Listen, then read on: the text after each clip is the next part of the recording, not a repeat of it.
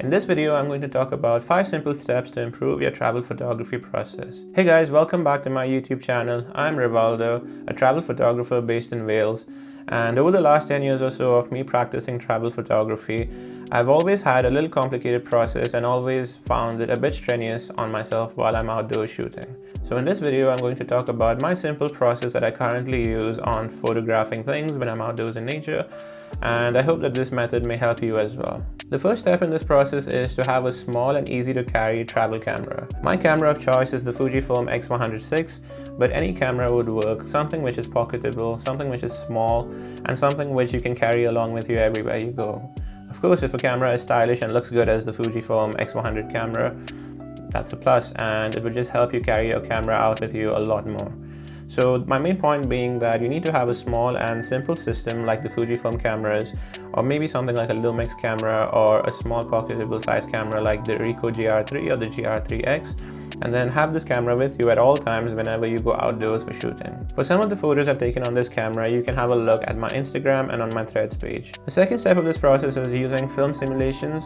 As I've switched over to the Fujifilm systems over the last couple of years, I've always found that the Fujifilm simulations have helped me go outdoors and shoot for the sake of shooting and then have fun taking photos of different things and not being stressed when I'm back to just sit on a computer and edit photographs. My point being that you go outdoors and then you take photos and try your best to get them perfectly in camera, and then do minor adjustments like increasing exposure and changing a little bit of the temperature in the photographs.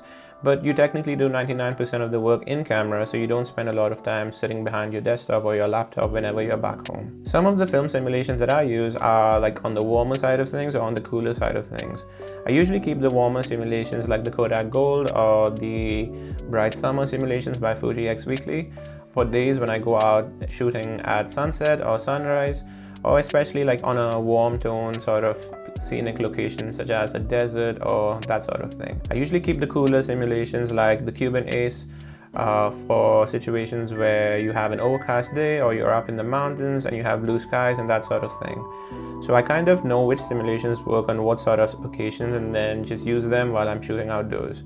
I try and make sure that I get the photographs right in camera so I don't have to do much edits later on. Step 3 is to transfer your photographs to an iPhone or your laptop or whatever the device that you're using.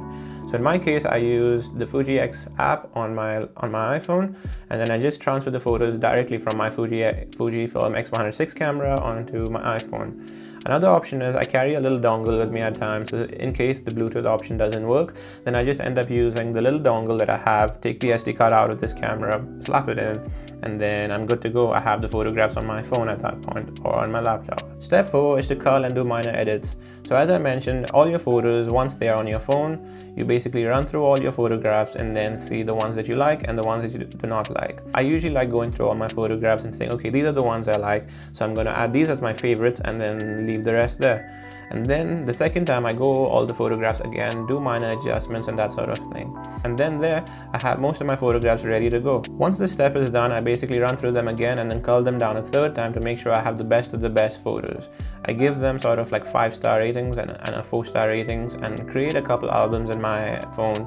So then that helps me identify which photos are like the best photos and then which photos are probably like the secondary sort of photos. Once I have photos aligned this way, I basically create an album on my iPhone saying that this is from this trip or this is from that trip, for example. So if I go to Morocco and I have photos from there, I just create a folder called Morocco 2024 Fujifilm JPEGs, have the photographs in there, and then I do the same for the video files and that. So in step 5, the end goal of all of this is basically to post photographs on social media and content creation. Once you have your files really organized on albums, you can basically take the photographs and then use them to create reels or post thread posts.